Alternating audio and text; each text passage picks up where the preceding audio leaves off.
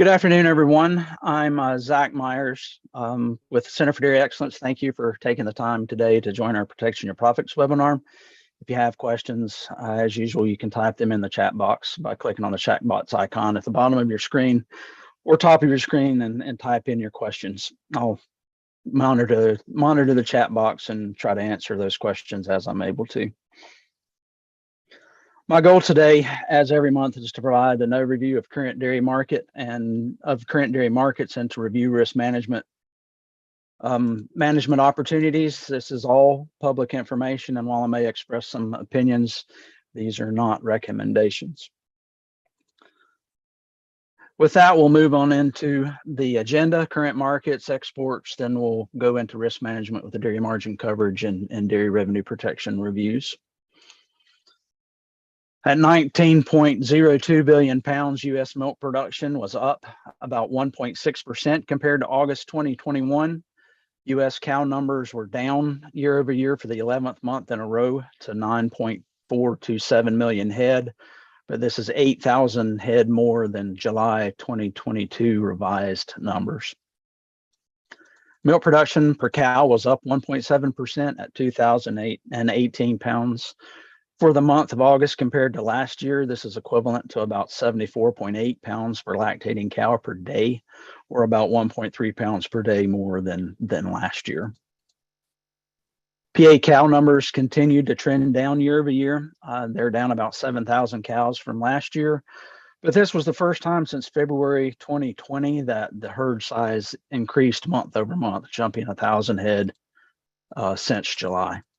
PA milk output per cow was also up about 1.3 pounds per day to 66.2 pounds per day. This is roughly equivalent to 1,785 pounds per cow during the month of August, which is 35 pounds more for the month of August than what she produced last year. With the increase in cow numbers and the increase in productivity, the total milk production across the Commonwealth grew for the first time in the last 2 years. PA milk production was up 0.5% compared to last year to 835 million pounds.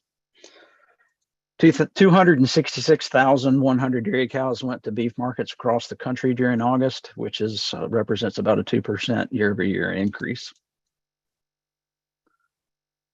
Moving on to stocks, butter at 283 million pounds. Stocks were down about 80 million pounds. Butter inventories have remained at multi-year lows most of the year. Cheese at 148 billion pounds was up about 51 million pounds behind continued lower output of non-fat dry milk stock. Excuse me, I can't speak this morning or this afternoon. Behind continued lower output of non-fat dry milk, July stocks were down about 12.6 million pounds to 337. At $3.04 per pound, August butter price is $1.34 higher than last year. According to my records, this is the first time that the monthly average price has surpassed the $3 mark. Global dairy trade butter price continues to be lower than the U.S. price at $2.36. However, the EU price continues to be slightly higher at $3.18 per pound. Cheese price is just 2 cents higher than last year and continues to be a slight discount compared to the global dairy trade price at $1.90 and about $0.75 less than the EU's price at $2.56 per pound. At $1.54 per pound, non-fat dry milk is 27 cents more than last year. The U.S. global dairy trade and EU prices are all within about 25 cents of each other, with the U.S. price currently the lowest of the three. Australia and New Zealand milking seasons are beginning to ramp up, and EU milk production has had some improvement over the last few weeks. EU milk production a couple of weeks ago was reportedly 0.5% higher year over year, even with Germany and France showing declines, with Germany and France being the two largest milk producers within the EU. The UK, which of course is no longer part of the EU, was also down. As we enter cooler weather, at least in the US and the EU, and milking season starting in Oceania. It'll be interesting to see what happens to global supply moving forward in the next few weeks and see how that affects our domestic price. July butter production was down about 5 million pounds compared to last July to 151.7 million pounds. July cheese production was up about 3% or 31 million pounds to 1.158 billion pounds. July butter production was down nearly 11% or about 20 million pounds compared to last year to 166.7 million pounds. Again, with Oceania, the world's largest powder exporter, milk production ramping up, it will be interesting to see how that affects our market here in the coming weeks. Butter disappearance was up 5% to 181 million pounds due to a near 1% increase in domestic use and a 79% increase in exports. At 457 million pounds, American cheese disappearance was down 1%, or about 5.3 million pounds, because of a 12 million pound decrease in domestic use that overwhelmed a 4.6 million pound increase in exports. At 708 million pounds, other style cheese disappearance was up over 2%, driven by a 14 million pound increase in domestic use and a 3.3 million pound increase in exports. As a result, total cheese disappearance was up about 0.5% to 1.165 billion pounds.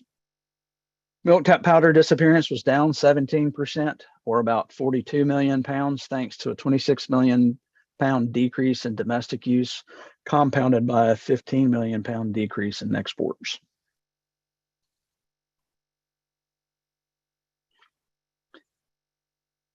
Moving on to class 3 and 4 milk futures. The class 3 milk price peaks in October at $21.29 a hundredweight, then declines to the lower 20s, where it stays in the 20 teens and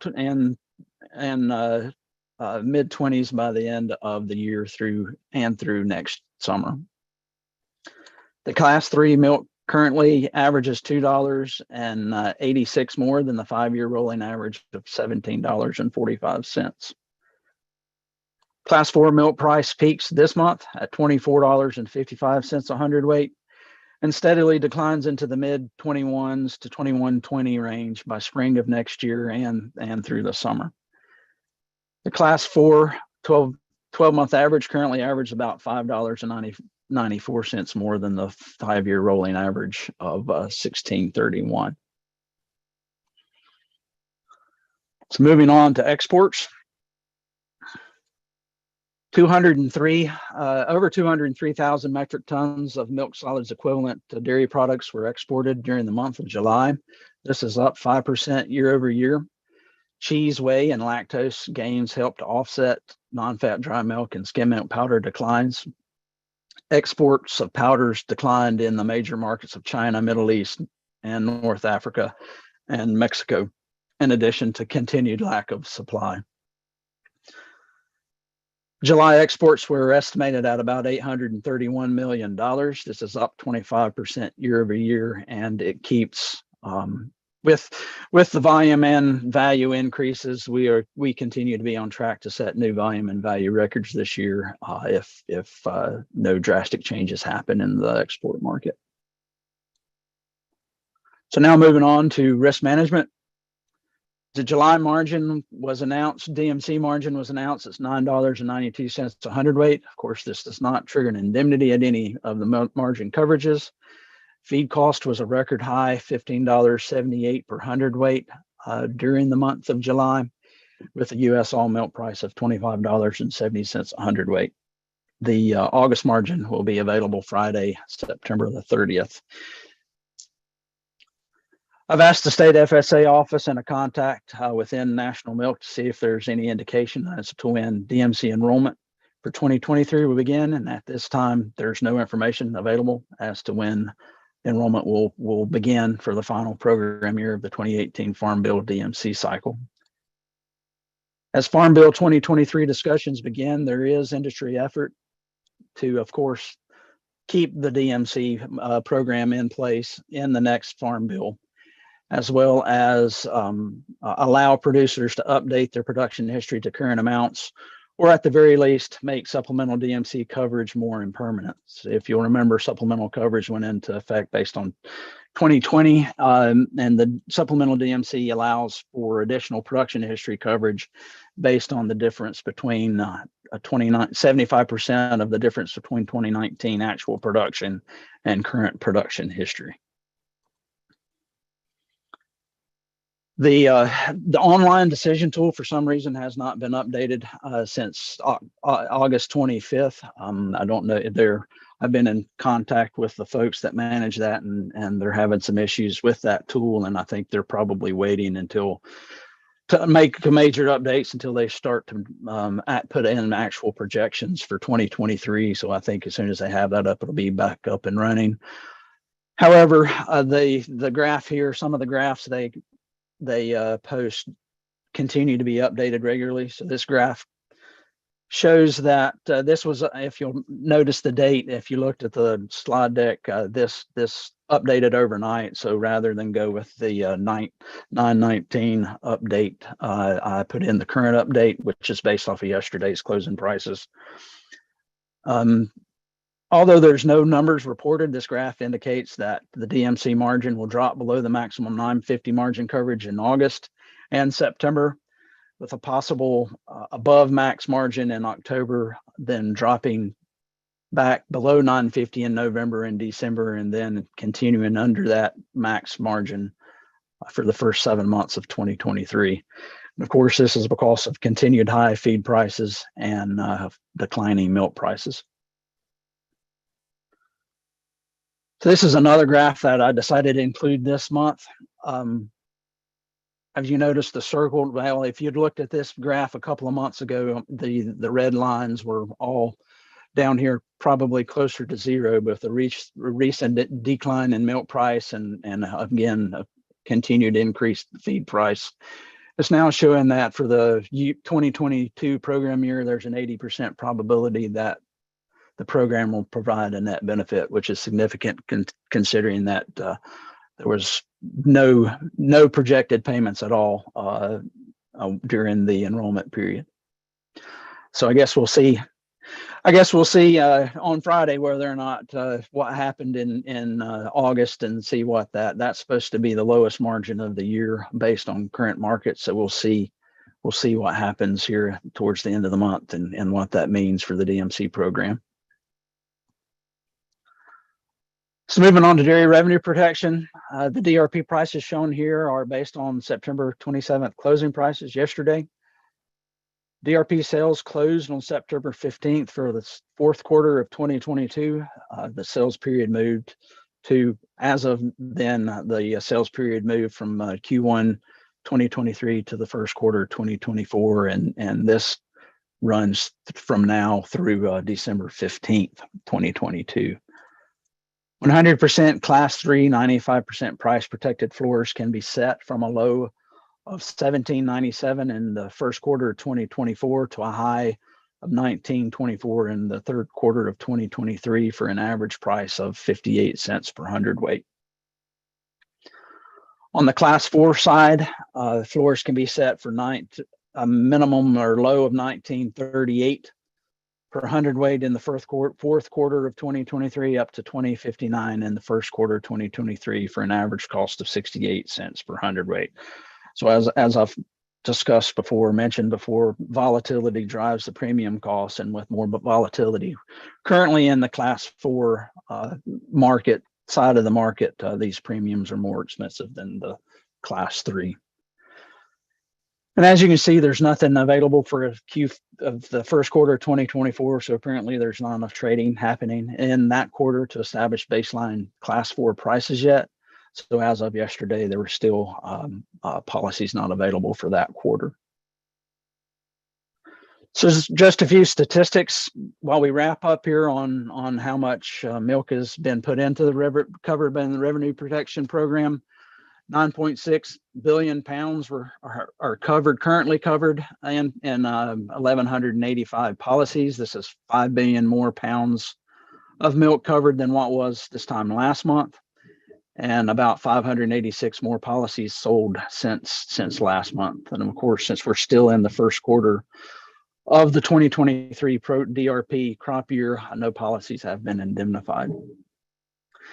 In Pennsylvania, 168 million pounds have been covered by 55 policies.